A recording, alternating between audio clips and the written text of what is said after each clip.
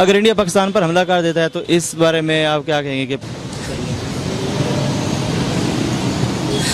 کو تھوڑی ایسے نہیں پتہ ایٹمی طاقت ہے، یہاں سے بھی کوئی نہ کوئی تو چلے گا. گولیوں کا دور ختم ہو گیا.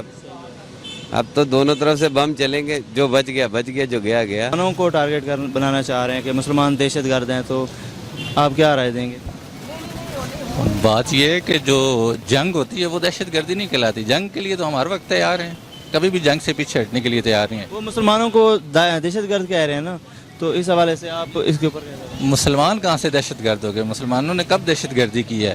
دہشت گردی تو کیا ابھی امریکہ میں روزانہ فائرنگ کے واقعات نہیں ہو رہے؟ کیا وہ دہشت گرد مسلم دہشت گرد ہیں؟ اور اس سے پہلے بہت پہلے جو جنگیں یورپ میں چلتی رہی ہیں، کیا وہ مسلمانوں نے ان کے خلاف جنگیں کی تھیں یا ان کے جا کر بم دھماکے کیے تھے جس میں ہزاروں لاکھوں لوگ مارے گئے؟ جو جاپان کے اوپر امریکہ نے بم گرایا ہے، کیا وہ مسلمانوں نے دہشت گردی کی ہے؟ اور اس وقت ان کے اپنے ہی جو سیکیورٹی کے چیف ہیں وہ یہ کہہ رہے ہیں کہ اس نے خود ادھر جو ٹاور سے اس میں خود اس نے دھماکہ خیز مواد لگوایا تھا صرف مسلمانوں کو بدنام کرنے کے لیے.